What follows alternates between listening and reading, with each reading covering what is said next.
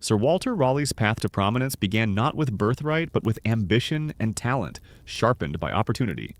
Born around 1552 in Devon, England, Raleigh hailed from the gentry, a social class that straddled nobility and commoners. His family's Protestant convictions, particularly during Queen Mary I's Catholic reign, exposed Raleigh to the dangerous intersection of faith and politics early in life. He would carry these lessons into adulthood, where aligning with power would prove essential for survival. Raleigh's education at Oxford, though likely incomplete, introduced him to classical learning and Renaissance thought, fueling a lifelong fascination with exploration science and poetry. But it was military experience, not academic achievement, that first propelled him into courtly favor. Raleigh fought in the religiously charged conflict in France during the Wars of Religion and later aided in suppressing the Desmond rebellions in Ireland in the late 1570s. There, his actions, including participation in brutal massacres, revealed a hard pragmatism that would mark much of his public life. By the early 1580s, Raleigh's fortunes changed dramatically when he caught the eye of Queen Elizabeth I. The details remain obscure, but by 1583 he had become a favored courtier. His intelligence, wit, and striking presence distinguished him in a court crowded with ambitious men. More crucially, he mastered the art of appealing to Elizabeth's self-image. She rewarded him handsomely knighthood in 1585, monopolies on wine licenses, and grants of land seized from Irish rebels. His most enduring reward came in 1584, when Elizabeth granted him a royal charter to explore and colonize lands in the New World. This endeavor resulted in the ill-fated Roanoke colony, often dubbed the Lost Colony. While it ultimately failed, it cemented Raleigh's reputation as a visionary of English imperialism and an advocate of maritime expansion. At a time when the Spanish Empire dominated transatlantic exploration, Raleigh championed the idea that England too could become a global power. Raleigh's fortunes, however, were not without complication. His close relationship with Elizabeth bred envy among other courtiers, particularly Robert Devereux, Earl of Essex, and William Cecil, Lord Burghley. The Queen's court, though glittering, was also a theater of rivalry, and Raleigh, self-assured and ambitious, made no effort to hide his ascendancy, an attitude that earned him enemies in high places. Then came a scandal that nearly ended it all. In 1591, Raleigh secretly married Elizabeth Throckmorton, one of the Queen's maids of honor. When Elizabeth III learned of the marriage in 1592, she reacted with fury, not only because Raleigh had married without her consent, but because the betrayal came from one she had elevated so highly. Both Walter and Elizabeth Throckmorton were imprisoned in the Tower for a time. Though Raleigh would regain some of the Queen's favor later, he never fully recovered his earlier status as court favorite. Still, Raleigh's achievements in the 1590s were substantial. He oversaw expeditions to South America in search of El Dorado, a fabled city of gold, and produced the widely circulated discovery of the large, rich, and beautiful empire of Guyana in 1596. Though the expedition fell short of its mythical goal, Raleigh's account stoked English imagination and ambition about the New World.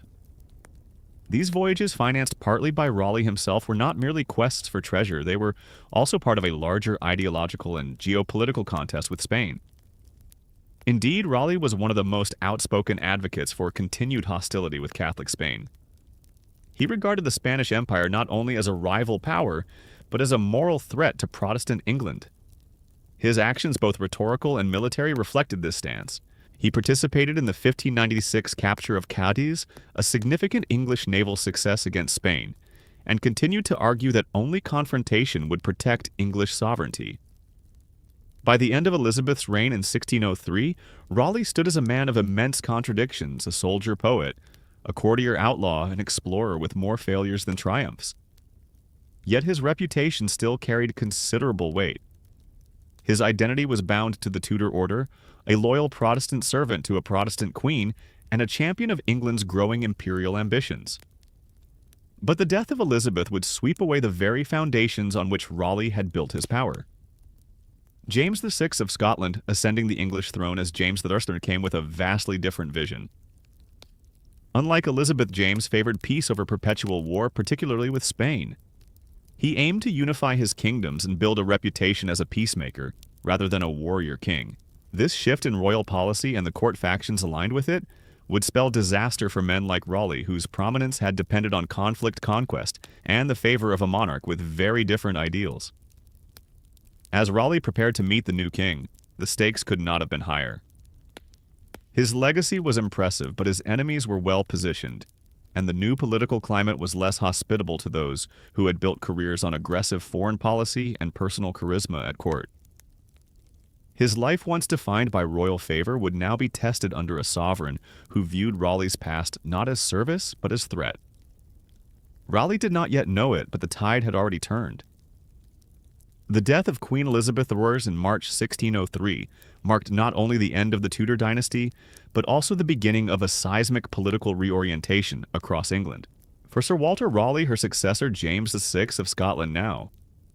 James the Warren of England was not just a new monarch, but a symbol of changing priorities that would place him in grave danger. With James came an entirely different approach to governance, diplomacy, and royal favor. Raleigh, a product of Elizabethan militarism and Protestant nationalism, found himself out of step with the new king's conciliatory tone and cautious foreign policy. King James viewed Raleigh with suspicion almost immediately. Raleigh's role in Elizabeth's wars against Spain, his advocacy for aggressive colonization, and his unmistakable pride all made him a potential liability in James's court. Compounding matters was Raleigh's affiliation with the more hawkish factions of Elizabeth's government, particularly his alignment with the Cecil's political opponents. James sought to build stability through pacification, not provocation. For him, Raleigh's brand of glory-seeking exploration and anti-Spanish rhetoric threatened the very reconciliation he aimed to achieve with continental Catholic powers. The Scottish king's arrival in London was followed by a wave of new patronage. James, eager to reward his Scottish allies, and English supporters redistributed titles, lands, and offices. Raleigh, once accustomed to royal privilege, found himself swiftly marginalized. He lost his position as captain of the guard, and with it the proximity to royal decision-making that had once been his lifeline. Within months, the situation grew even worse. Raleigh's name became entangled in what would be called the main plot of 1603, a murky alleged conspiracy to remove James I from the throne and install Arabella Stuart, another descendant of Henry VII, in his place. The alleged plotters included Henry Brooke, Lord Cobham, a man known for his political immaturity and a close, if erratic, associate of Raleigh. Although the full details remain unclear, contemporary sources suggest that the plot involved securing Spanish financial support to fund an uprising, a claim that would appear especially damning for a figure like Raleigh, who had long postured as England's most determined enemy of Spain. The charges against Raleigh were based in part on letters hearsay and confessions extracted under questionable circumstances. Crucially, Cobham implicated Raleigh in his statements, although he later retracted them. Even so, Raleigh was arrested in July 1603 and taken to the Tower of London. For James, this was a politically convenient move. It pleased the Spanish ambassador, who viewed Raleigh as a dangerous provocateur, and it signaled to domestic critics that the new king would not tolerate disloyalty, even from former royal favorites. The trial that followed in November 1603 at Winchester Castle was a deeply flawed affair. Raleigh was not permitted to confront his accusers in person, most notably Cobham, nor to cross-examine witnesses. The evidence presented was circumstantial and heavily reliant on written confessions, which under English law at the time were not automatically admissible unless confirmed in court. Raleigh's requests for Cobham to be brought forth were denied. As a result, the proceedings lacked any real opportunity for him to refute the accusations directly. Despite these procedural failures, Raleigh defended himself with remarkable eloquence. Observers noted the power of his rhetoric and the sharpness of his legal mind. He pointed out the inconsistencies in Cobham's statements and the absence of any concrete action taken in furtherance of the alleged conspiracy. Nonetheless, the verdict was a foregone conclusion. The jury found him guilty of high treason, an offense punishable by death. But Raleigh's life was not yet over. Although condemned to die, he was not immediately executed. Instead, King James commuted the sentence, leaving Raleigh imprisoned in the Tower. This delay had more to do with politics than mercy. Executing Raleigh risked public backlash. He remained a figure of fascination, if not admiration, to many in England. His past services to the crown and his reputation as a man of intellect made him a complicated symbol. Moreover, James had not yet fully secured his position and did not wish to provoke unnecessary controversy. For Raleigh, the commutation of his sentence meant a new kind of imprisonment, one without a clear end. Unlike his brief Tower stint under Elizabeth, this would last far longer. Over the next 13 years, he would live in confinement, cut off from court life but not entirely isolated. He had his books, Scientific Instruments, and The Occasional Visitor. He even had his family, his wife Elizabeth Throckmorton, and their son were allowed to live with him for much of the time. During these early years of James's reign, Raleigh's fate symbolized the broader shifts underway in English foreign and domestic policy. His story became a cautionary tale, a once powerful man who could not or would not adapt to a new royal ethos. James's court favored quiet diplomacy and religious moderation. Raleigh's record suggested martial glory and unrelenting Protestant zeal. In that contrast lay the seeds of political disaster. Meanwhile, England's relationship with Spain underwent a dramatic transformation. The Treaty of London, signed in 1604, formally ended the Anglo-Spanish War that had dominated the final 2 decades of Elizabeth's reign. The treaty was a cornerstone of James's Pacific approach, but it also came with diplomatic baggage. Spanish officials, still smarting from past humiliations like the destruction of Cadiz, were not quick to forgive men like Raleigh. They saw his imprisonment as a litmus test for James's reliability as a peace partner. In this context, Raleigh's conviction served a dual purpose. Domestically, it demonstrated James's firm hand against treason. Internationally, it reassured Spain that one of England's most vociferous anti-Spanish voices had been silenced. But the Crown could not simply erase Raleigh from public memory. Even as he languished in the Tower, he continued to write to experiment and to project himself as a man wronged by fate, but still loyal to the English state. The fall from grace was dramatic. In the span of a single year, Raleigh went from royal confidant and celebrated adventurer to convicted traitor confined to a stone cell. But his story was far from over.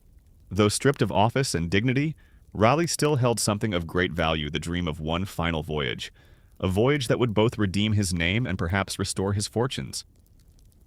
Raleigh's years of imprisonment did not numb his ambition. On the contrary, they sharpened it. Even from the confines of the Tower of London, he remained intellectually active and politically aware.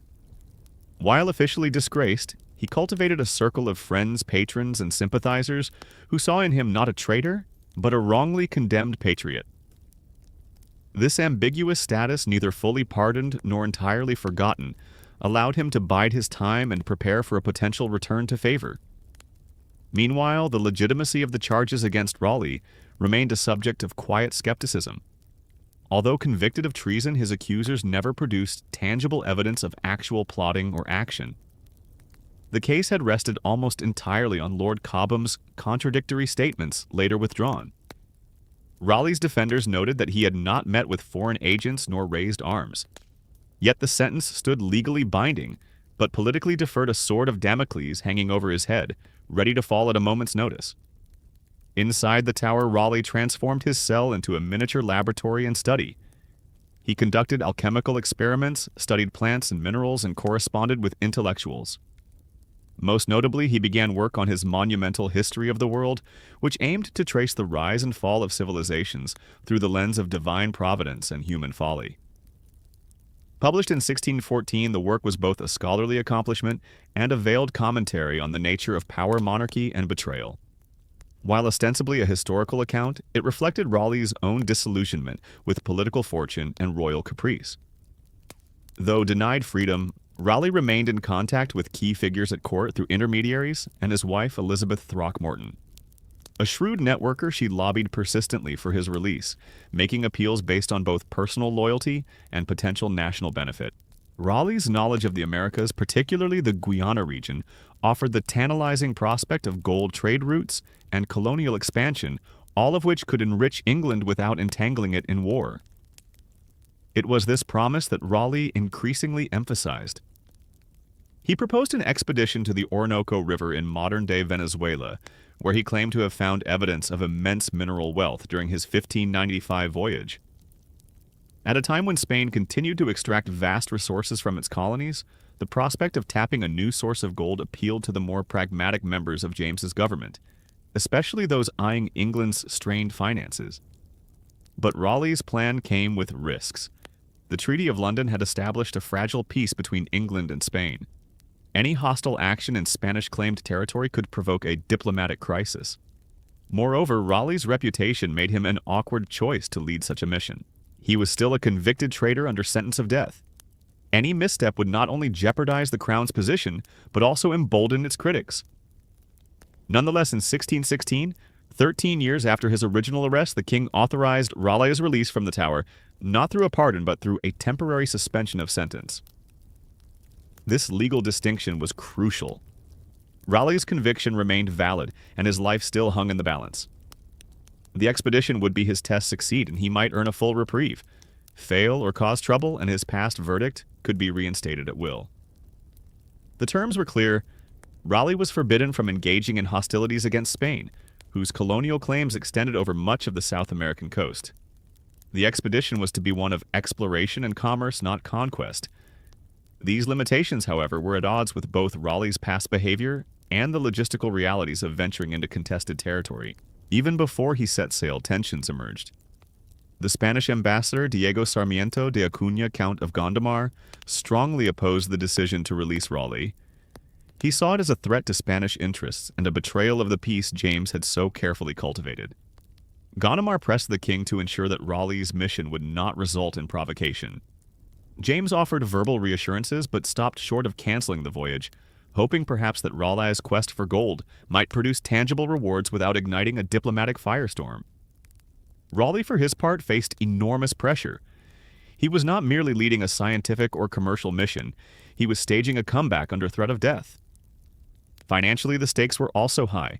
The expedition required funding which Raleigh secured from a consortium of backers, eager for a return on investment.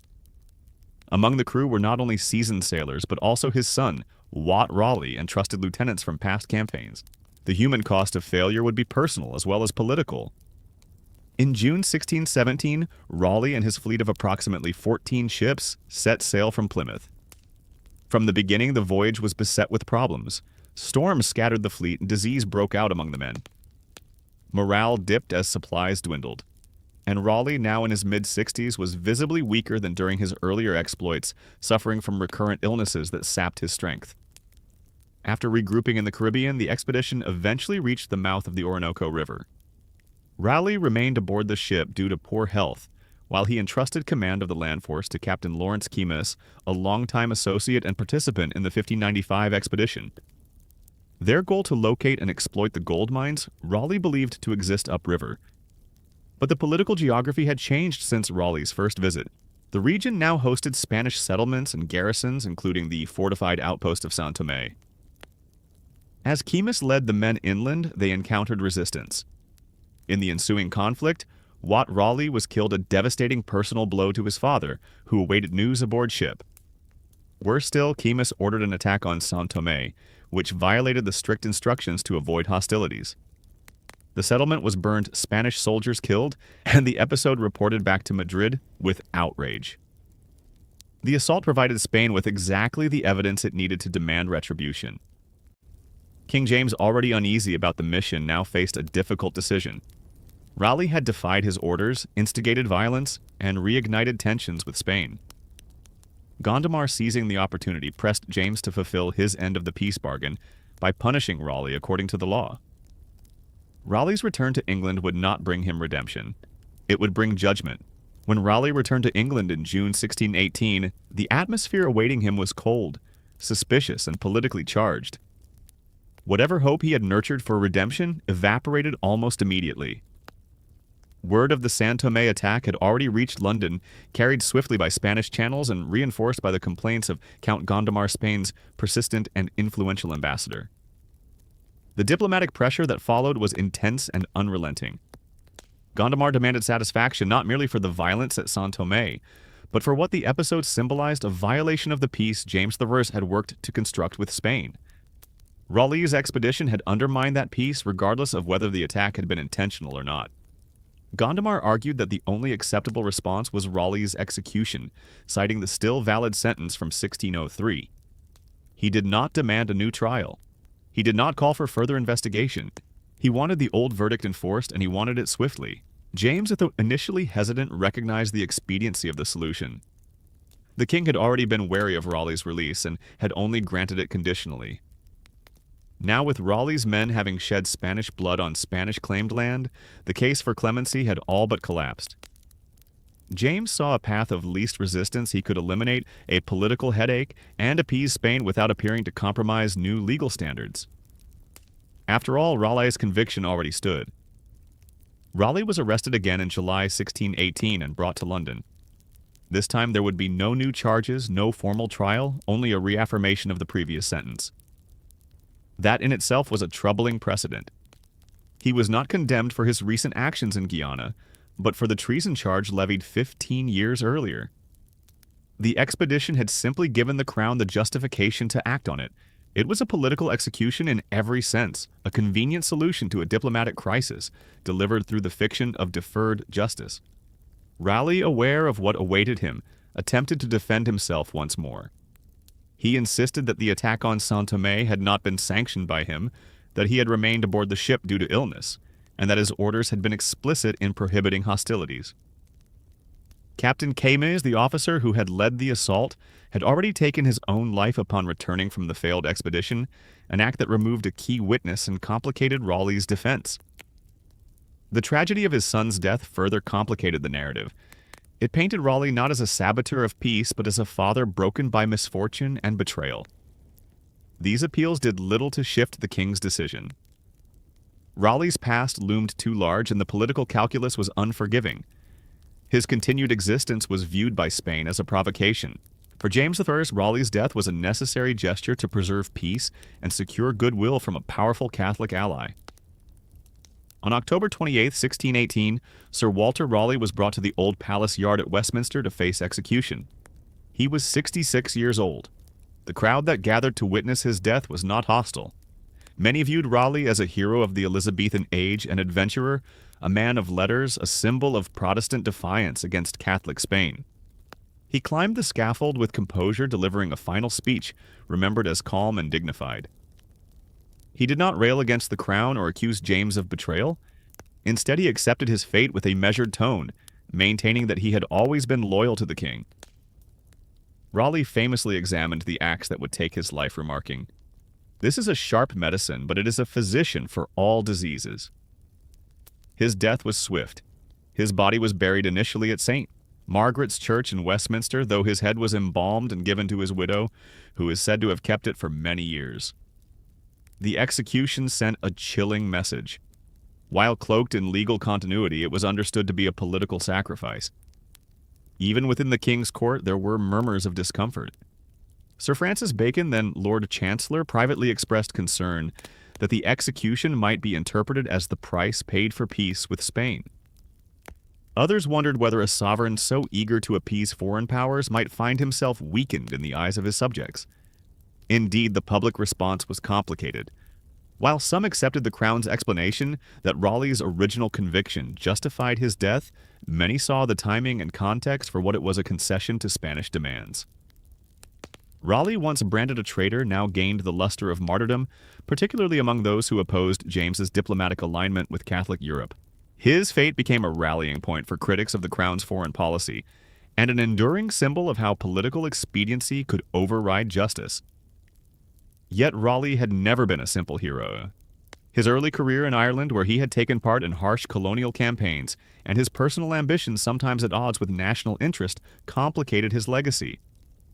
He was not innocent of opportunism, nor was he immune to the ruthless pragmatism of court politics. But in death, Raleigh's contradictions seemed to dissolve, leaving behind the image of a man who had defied kings, crossed oceans, and ultimately paid with his life for a system that could not accommodate him. His execution also had a broader chilling effect on court politics. It reminded others that no past favor, no literary brilliance, no exploration of distant lands could outweigh the needs of royal diplomacy. The crown, it seemed, would not hesitate to sacrifice its own if the international stakes required it. Raleigh's downfall had begun with shifting tides at court and the ascension of a new monarch. It ended beneath an executioner's axe, not for a new crime, but for a sentence that had lingered like an unclaimed debt ready to be called in when the politics of the moment required it. The long arc from Elizabeth's trusted captain to James's discarded liability was not just a personal tragedy. It was a stark illustration of how the crown used and discarded its servants when their usefulness expired. With Raleigh's body buried and his head preserved by his widow, the political theater surrounding his execution gave way to a more enduring question: what exactly had England gained from this sacrifice? The Spanish ambassador, Count Gondomar, expressed satisfaction, but even he seemed to understand the deeper implications. The execution had solved a diplomatic problem, yes, but it had also created a martyr. In the eyes of many Englishmen, Raleigh had become a symbol of both national pride and royal betrayal. The expedient use of Raleigh's 1603 sentence, rather than a fresh indictment for the events in Guyana, left legal observers uneasy. To kill a man for a crime long past, after years of suspended punishment, struck many as arbitrary, even cynical. It set a precedent a monarch could delay an execution indefinitely, and later revive it not on new evidence or updated judgment, but for political convenience. The legal community understood this as a deformation of due process, a maneuver that blurred the line between justice and political will. But for King James, the calculus had been simple. The Guyana expedition had not only failed, it had provoked Spain and undermined the king's image as a peacemaker. Raleigh's insubordination could not be ignored. His continued existence threatened diplomatic equilibrium at a time when James was working to secure the Spanish marriage alliance for his son Charles. Gondomar, an astute operator at court, made Raleigh's punishment a litmus test of England's reliability. James, ever cautious in foreign affairs, obliged. The irony was profound. Raleigh, who had spent his career opposing Spanish dominance and pushing for English expansion, was executed in part to demonstrate England's good faith to Spain. This realignment of foreign priorities toward conciliation rather than confrontation marked a clear departure from Elizabethan policy. In Raleigh's fall, one could trace the ideological shift from Protestant adventurism to dynastic diplomacy, from naval aggression to continental appeasement. Yet Raleigh had not been entirely naive about his situation. He had known that his release in 1616 came not from forgiveness, but from conditional necessity. The king had used him as a tool to seek gold and potentially offset debts, and then when that effort collapsed into embarrassment, to be discarded as the price of peace. Raleigh's understanding of this role, both as a pawn and a scapegoat, is evident in his writings and conduct upon return. He made few efforts to plead innocence regarding the consequences. His arguments centered instead on loyalty, miscommunication, and command hierarchy. At the heart of Raleigh's defense had been a consistent claim that he had not personally authorized the attack on Saint-Thomé, and had in fact ordered his men to avoid hostilities. This placed the blame on subordinates, particularly Captain Keymis. But Keymis, deeply shaken by the outcome of the raid and by Wat Raleigh's death, had taken his own life shortly after returning to the ships, robbing Raleigh of his most vital corroborating voice. Without him, Raleigh's explanations rang hollow to those seeking a scapegoat.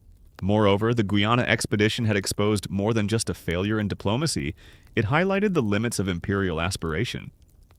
Raleigh's entire persona had been built on the mythos of exploration, conquest, and national greatness. He envisioned England as a rival to Spain in the New World, capable of forging its own empire on distant shores. But by 1618, England lacked the political unity, naval power, and financial resources to pursue such a vision aggressively. Raleigh's downfall then symbolized not only personal failure, but also the eclipse of an era in which bold individual action defined imperial policy. Back home, the propaganda value of Raleigh's death was complex. Supporters circulated his last words, his dignified bearing, and his final acts as proof of moral courage. His execution did not extinguish his legacy, it reignited it. His writings, particularly the history of the world, gained renewed attention. He became a literary and philosophical figure as much as a political one. His downfall was reinterpreted by some as the tragedy of a truth-teller in a duplicitous court, a man of principle crushed under the weight of realpolitik. His wife Elizabeth Throckmorton Raleigh played a crucial role in shaping this legacy. She preserved not only his physical remains, keeping his embalmed head in a red velvet bag, but also his reputation. For years she fought to rehabilitate his name, to protect his writings, and to pass his story down to his son and beyond. Through her efforts, Raleigh's memory lingered at the fringes of English political discourse, invoked by those who saw in him a cautionary tale of loyalty betrayed. In Parliament and in taverns, Raleigh's fate became a quiet rallying point for those disenchanted with the king's pro-Spanish inclinations. For Puritans and Protestant hardliners, his death confirmed their worst fears that the monarchy would sacrifice English values for Catholic alliances. In this sense, Raleigh's execution contributed to the long-building tension between Crown and Commons. Tensions that would erupt decades later in civil war. Indeed, Raleigh's death was not the last of its kind, but it was among the most symbolic. It encapsulated the fragility of royal favor, the ruthlessness of diplomatic necessity, and the ways in which a changing monarchy could redefine loyalty, service, and justice. It also raised an uncomfortable question for those in government. If a man who had served the crown with such distinction could be discarded so easily, who among them was truly safe? In the final measure, the Guiana expedition had failed to find gold, had antagonized a foreign power, and had cost Raleigh his son and his life. But it had succeeded in one enduring way. It laid bare the contradictions of England's early 17th century politics. It revealed the tension between national ambition and international restraint, between heroic myth and political reality. And in doing so, it ensured that Raleigh would not simply be remembered as a failed explorer or convicted conspirator, but as a figure through whom an entire era could be understood. In the years that followed Raleigh's death, England's foreign and domestic landscapes continued to shift, often in ways that retroactively deepened the tragedy of his downfall. King James I maintained his policy of conciliation with Spain, pursuing not just peace but dynastic interconnection through a proposed marriage between his son, Prince Charles, and the Spanish Infanta Maria Ana. This policy, while theoretically stabilizing, became a source of division within England. Many viewed it as a dangerous concession to Catholic influence, and Sir Walter Raleigh's execution had become a touchstone in that debate.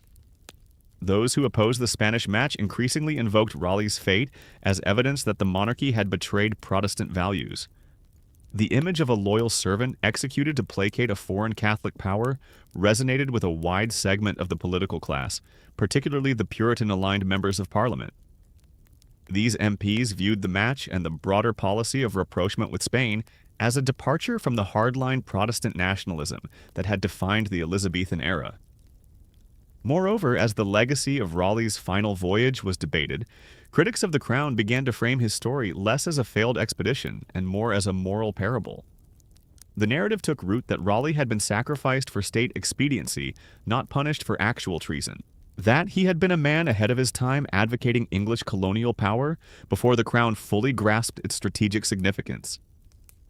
That, in essence, his execution had not just silenced a man, but had symbolized the suppression of an entire worldview. Ironically, the Spanish match itself would collapse in failure.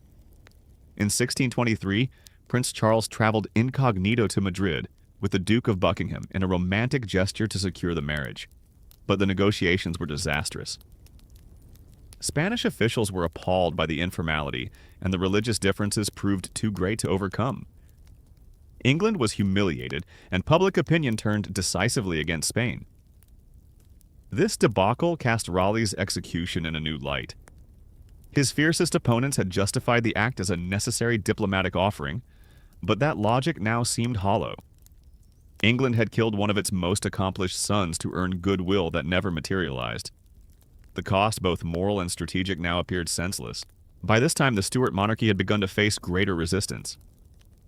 James III's relationship with Parliament deteriorated as he pushed for increased royal prerogative while resisting calls for more aggressive foreign policy.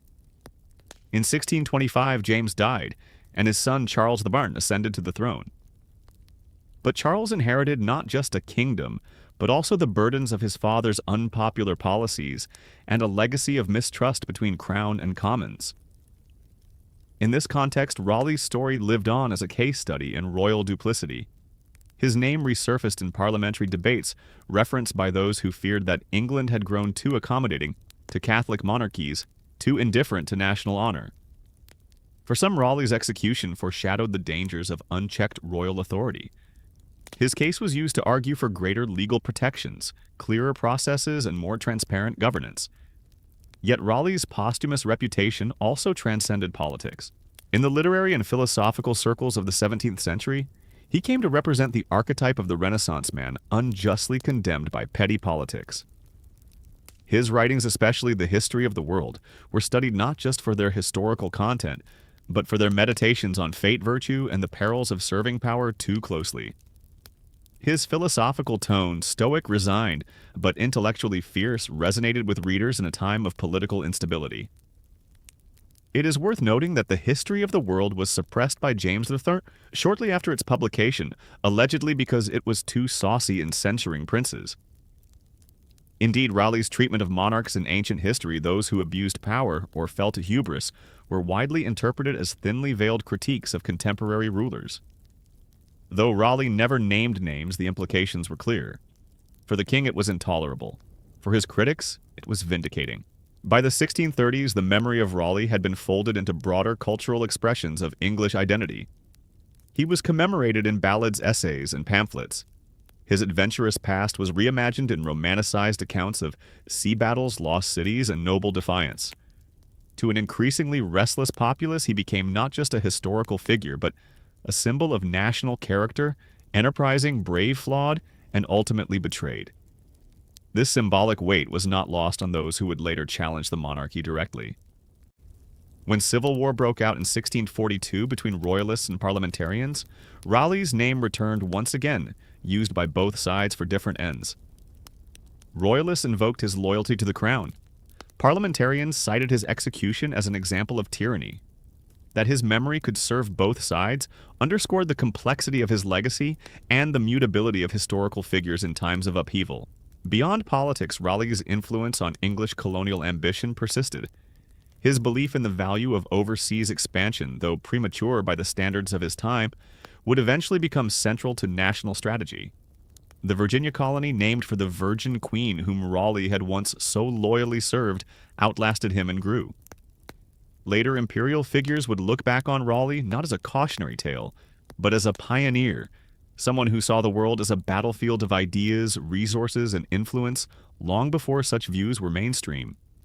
By the time the English began to expand in earnest during the Restoration and early 18th century, Raleigh had become a kind of mythic ancestor to the British Empire. His flaws were airbrushed out, his rebellion against Spain lionized, his courtly missteps forgotten.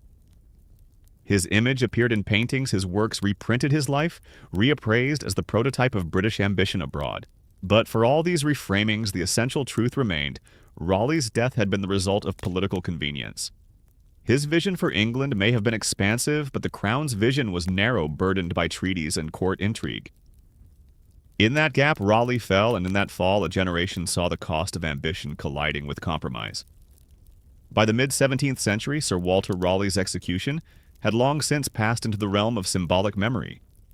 His name appeared not merely in historical tracts, but in plays, poems, and pamphlets, invoked as both cautionary figure and martyred patriot.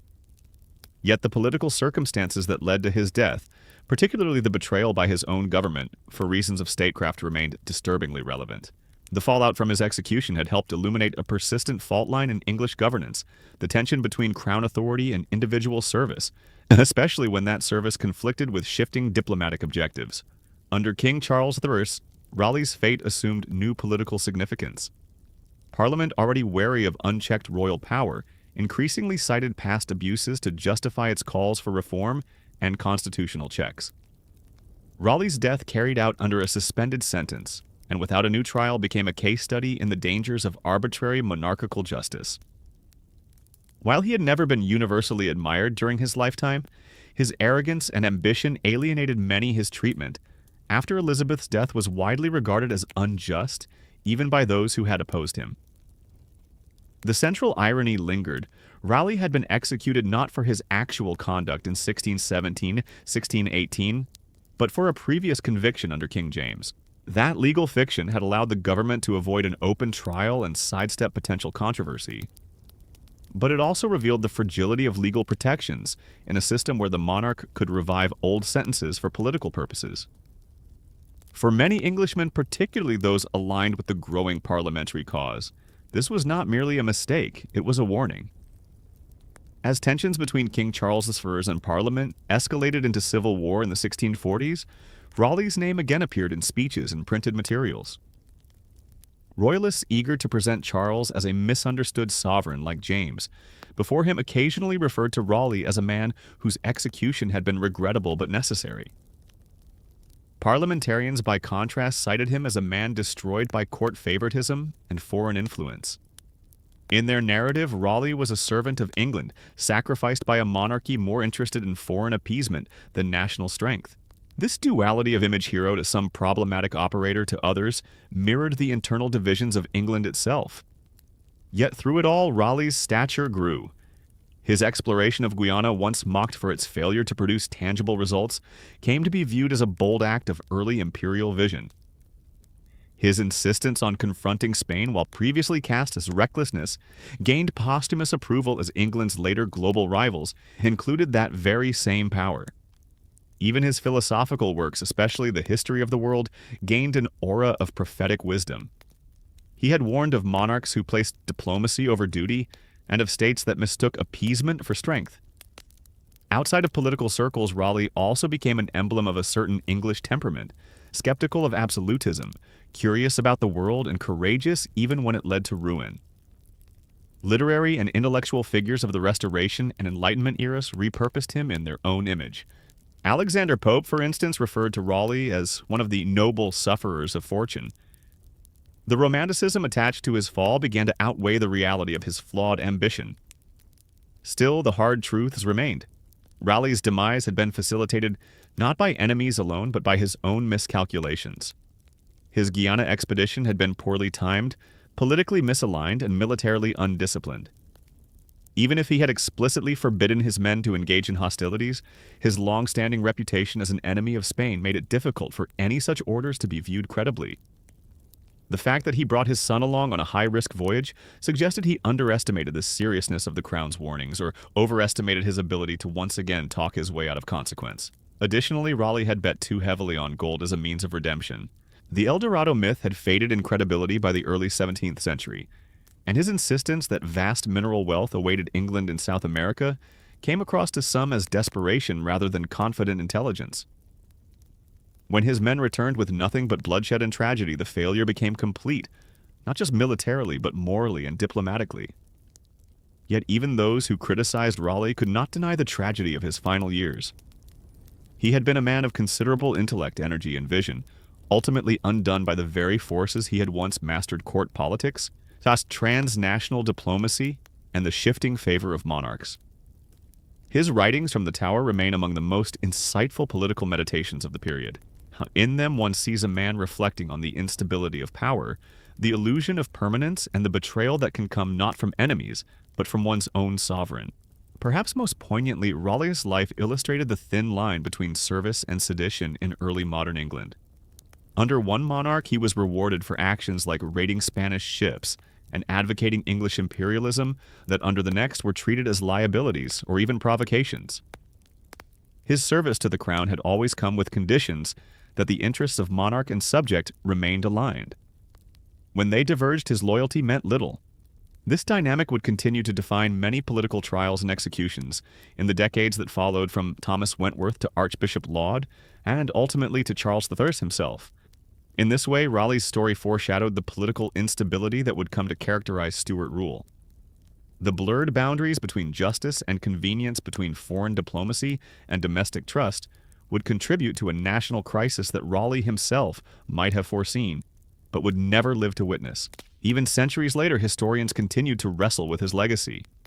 Was he the victim of an insecure king cowed by foreign influence, or an arrogant courtier whose ambition finally outpaced his usefulness? Most agree he was both. He was above all a man of empire before his time, whose imagination exceeded his resources and whose execution reminded England of the cost of shifting power in an age where survival often depended less on merit than on timing.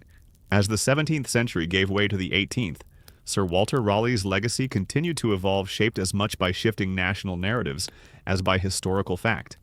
Generations removed from the political intricacies of his downfall, the English public increasingly remembered Raleigh not as a convicted traitor, but as a bold adventurer, a martyr of conscience, and a visionary of empire.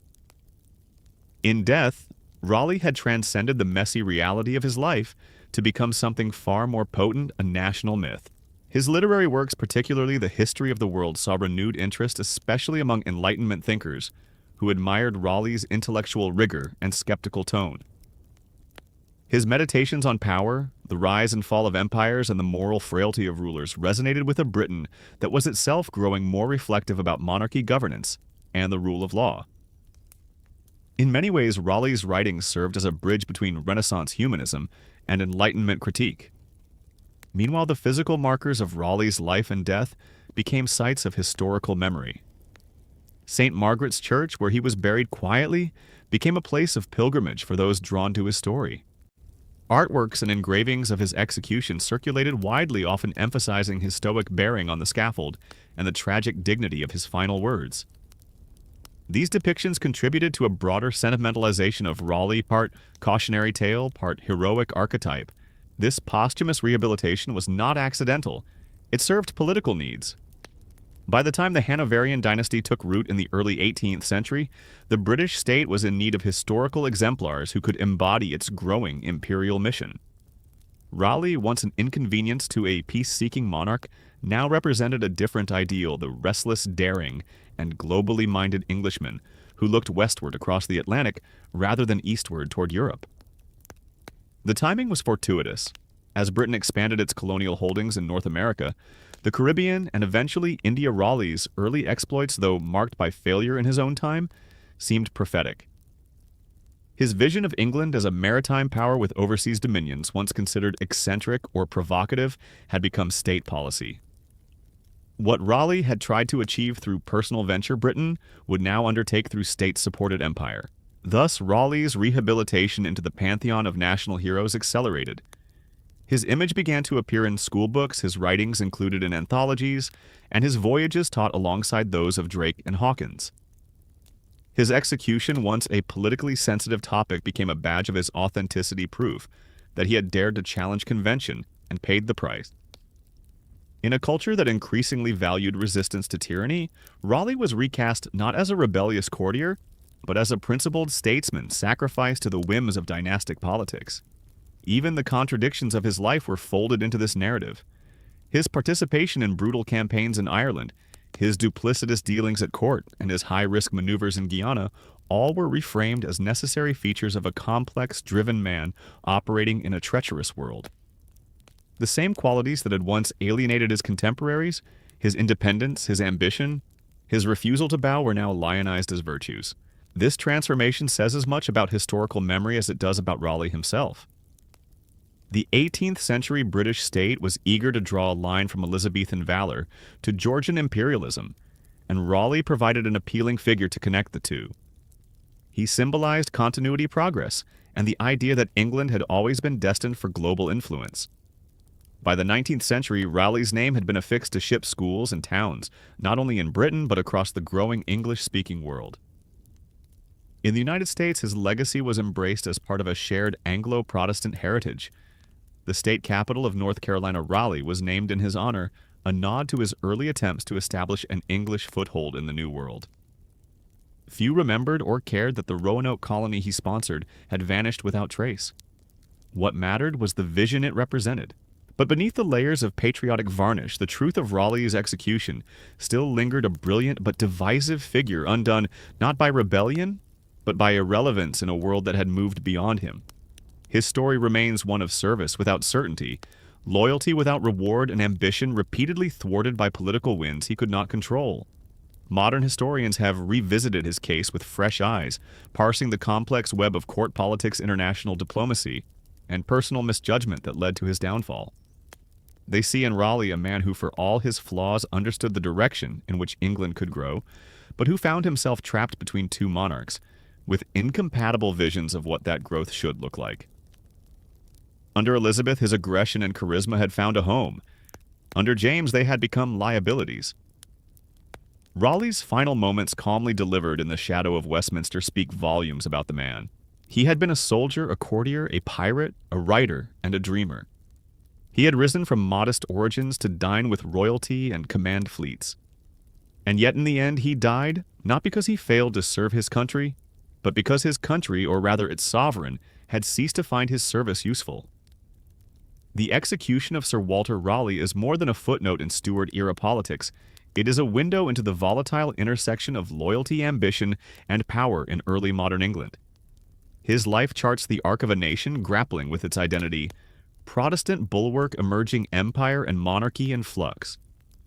Raleigh embodied the optimism and danger of a courtier adventurer in an age when fortunes rose and fell with a monarch's nod. His execution underscores a timeless truth that service to power, no matter how brilliant, is always conditional. Raleigh was not condemned for failing his country, but for becoming politically inconvenient.